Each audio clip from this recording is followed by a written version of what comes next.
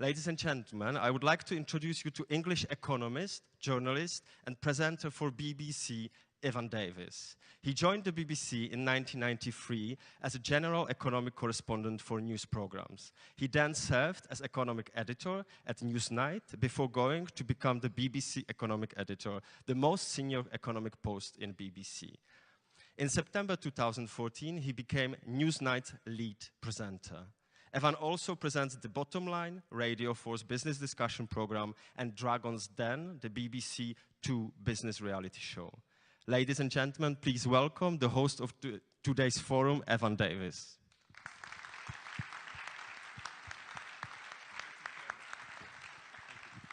Thank you so much, and it is a real pleasure to be here. This is my 4th trip to Prague, and I have to say, every time I come, it just looks a little bit more affluent and a little bit more sprightly, a little bit cleaner, and a little bit better. So it is really nice to be here. Real pleasure. And thank you so much for inviting me to moderate today's event. I hope you're prepared for some hard work, because it is quite an intense agenda we have for you this afternoon.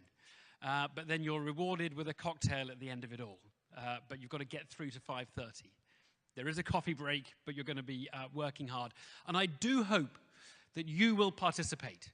To get that cocktail, you have to make some contributions, okay? So we will leave plenty of time for your experiences, your stories, and your questions to our very excellent panels. I go to a lot of business conferences, and I go to some gay conferences, and it's really nice to be at one that kind of combines those two themes. Quite often at the business conferences, people are trying to work out how you make this economy or that economy more like Silicon Valley. Silicon Valley is probably the most productive little portion of the world that currently exists. It's not very big. I mean, it's not very small, but it's not very big. And it just generates billion-dollar companies month after month. There is something in the air in Silicon Valley that has really worked for the world economy and for Silicon Valley over the last few decades. And people all want a little piece of that magic.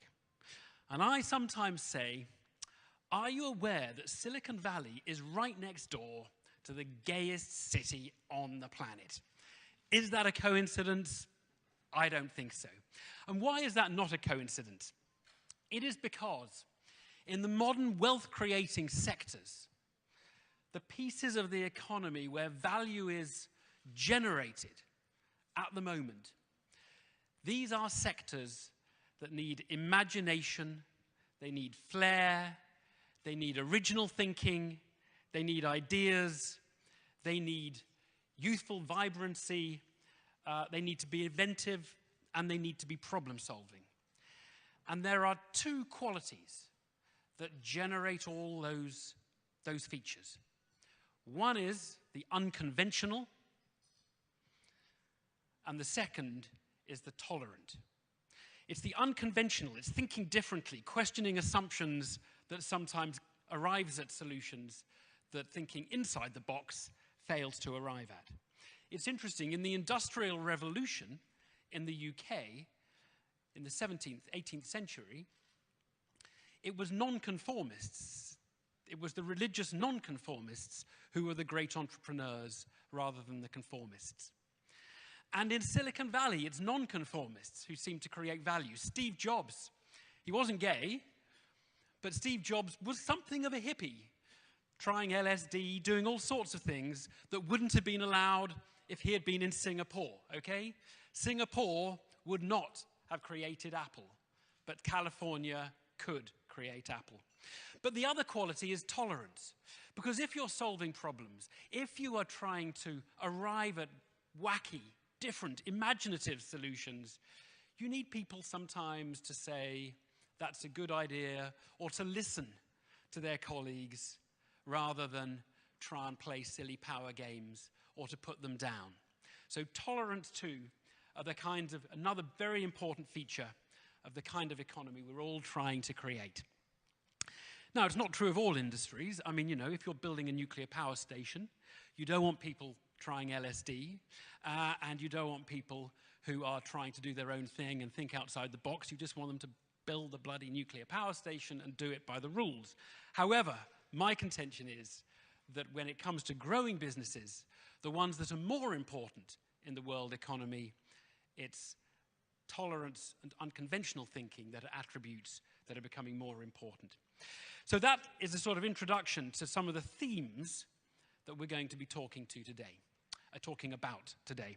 As I say, you're going to be busy, you're going to have panel discussions, you're going to have some talks, you're going to listen, you're going to ask questions, you're going to work hard, and we're going to have a very fruitful discussion in which everybody on the stage and off the stage, hopefully, will learn from each other.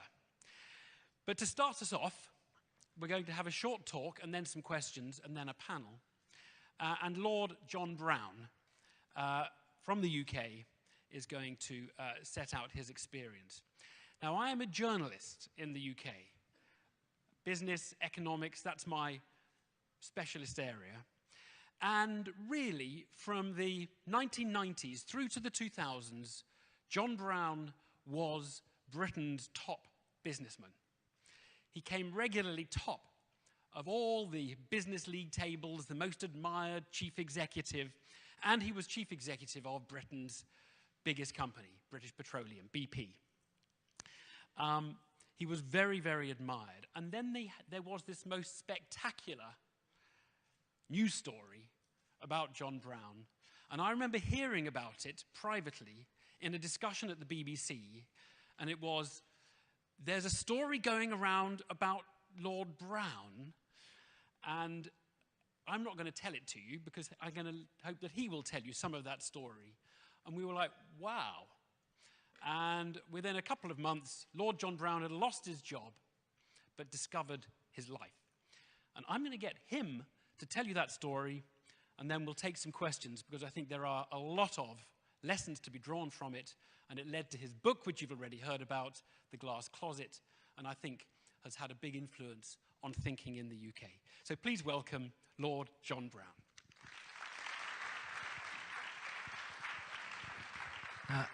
Evan, thank you very much. Ladies and gentlemen, good afternoon. It's very, very good to be in Prague, where I've been also 4 times. This is my 4th visit. I wrote a book called The Glass Closet, which has, I think, as I put it correctly, pleased my publisher, which is good. You always have to please your publisher because they have to recover their costs.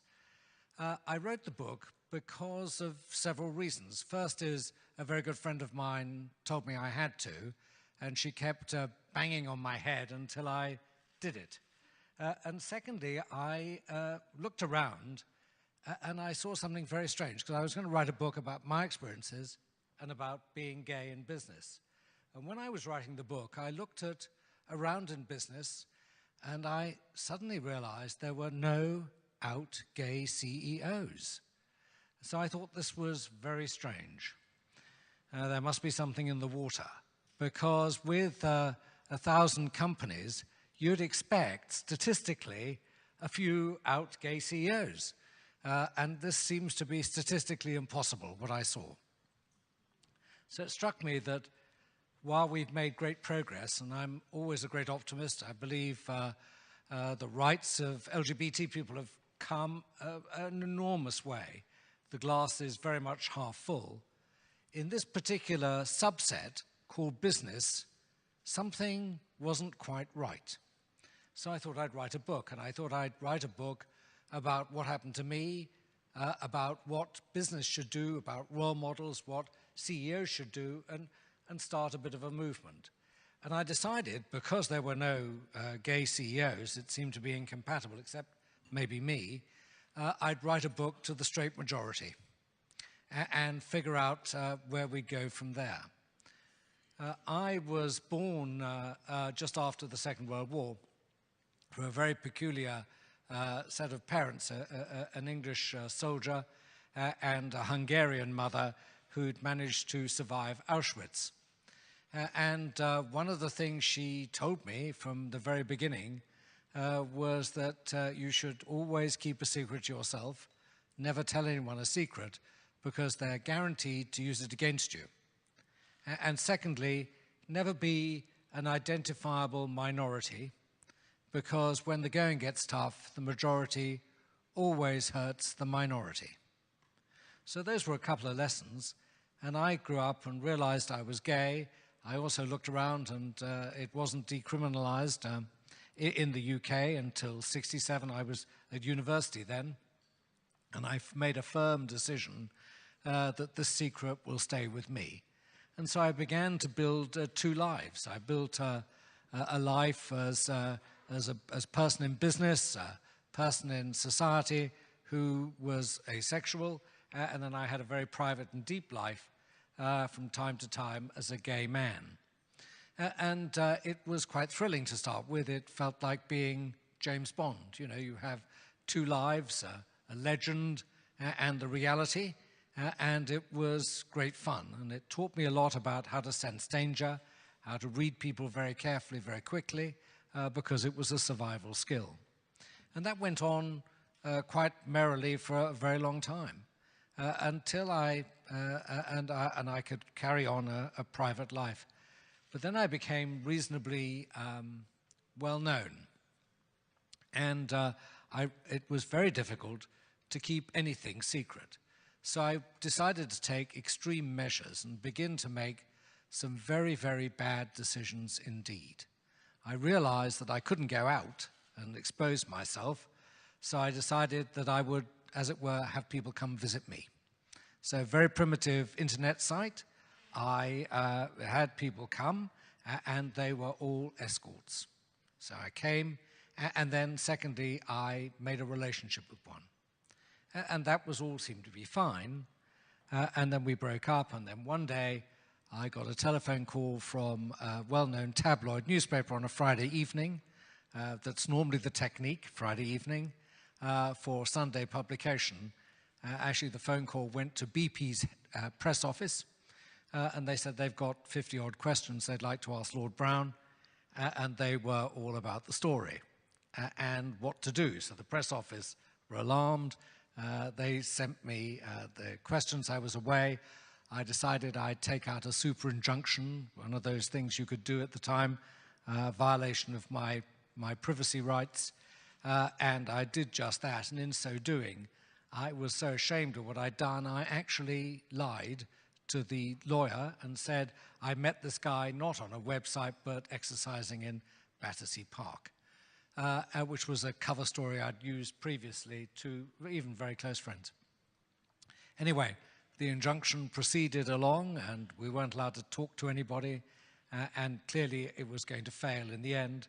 And on May the 1st of 2007, the story came out, that I'd made these errors of judgment, that I was gay, and I concluded that as the story went out, I would resign. I didn't ask anyone whether I should.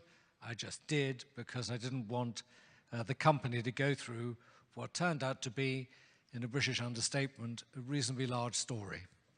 In fact, it was a very big storm in the press, and made me, confined me, as it were, to barracks for 3 days. I couldn't go out because people with very large telephoto lenses followed me around on motorbikes to get photographs.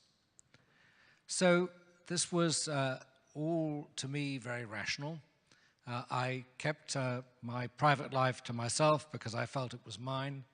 I thought that if someone knew I was gay, I wouldn't be able to do business, certainly in the oil business.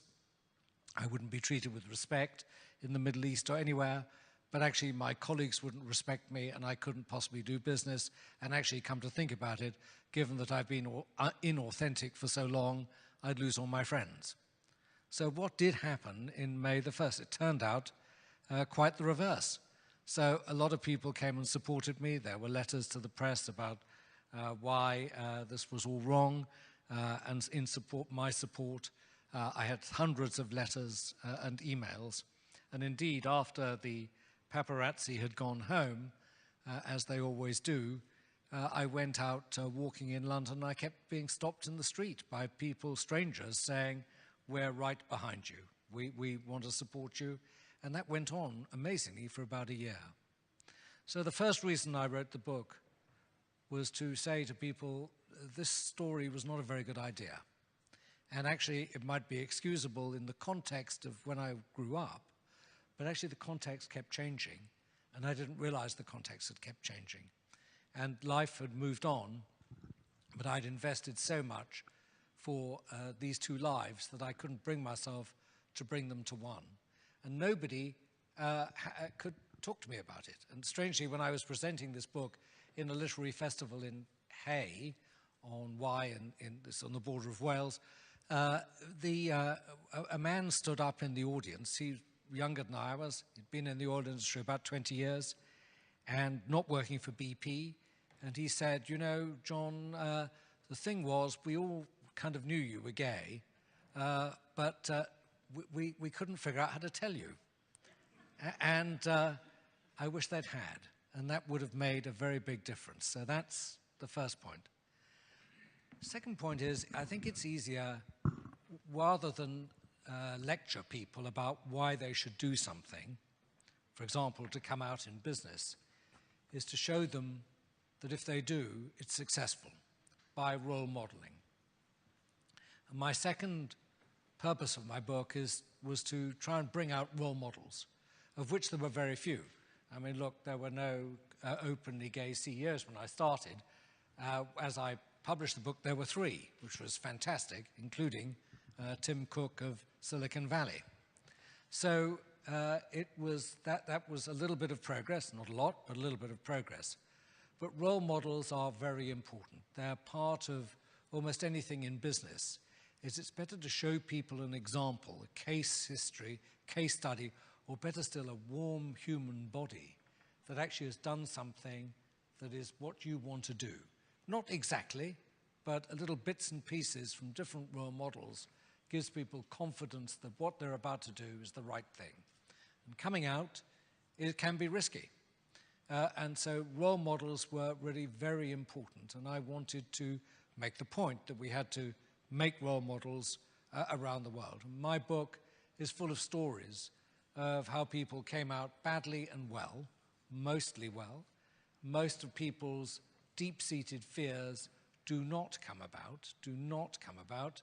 They tend to be a little theoretical. The third thing I wanted to do was to write to CEOs. And I wanted to say to them, I think you've got some duties here, and you've got some advantages. The big duty of CEOs, of course, is to set the tone and direction after consultation in business, and that's what they needed to do here. They really needed to say that inclusion was on the agenda. It was an important thing that they wanted to stand behind, and they wanted inclusion of LGBT people to be part of a corporate agenda. And they had to do that, and they had to measure the impact of their words, primarily on how people use their time, subsidiary managers use their time, and how much time they spent on LGBT inclusion. And there was a reason for this, and the reason was a business reason. When you look at companies that have engaged teams, and that's measurable by surveys, being measured over 20 years, and compare them with unengaged teams, those companies do very well. In fact, they produce a return of about 2% differentially each year. That is an enormous amount of money. And engagement requires inclusion, because if people aren't included, they can't possibly be engaged with the deeper purpose of the company, and actually everybody worries that maybe I'll be in an out clique at some stage in my career. So this is a very important point, I think, that CEOs should absorb. It's really about deep engagement, and having LGBT people included is part of that, a very important part. Second part is well known to people, which is about diversity of thought, about the war for talent, getting people of different backgrounds in to a company, reinforcing what Evan said at the beginning. And my fourth point really was about starting a movement. latching on to the successes of the day, the changes of ideas and thoughts. And again, at another literary festival, I had, after I was finished talking, a middle-aged couple came up to the stage for me to sign a book, a man and a woman, and they said to me, well, I'd like you to sign this book to our son because we would like him to come out. And I'd like you just to think about that. Just think about the change in context, the change in environment that allows this to happen. So a movement is about trying to make that work inside companies. And I feel by repeating the story, and my experience in business is you can never repeat things enough times. You have to repeat the same thing again and again and again. And then you begin to get change happening. So repeating the same thing is important. Getting people to make role models is important. Getting regulation so that people are required to report how many people voluntarily disclose being LGBT on boards or on management committees would, I believe, create a further vista in inclusion. So those were the 4 points I wanted to make this afternoon, and I think I should now sit down and let you ask questions.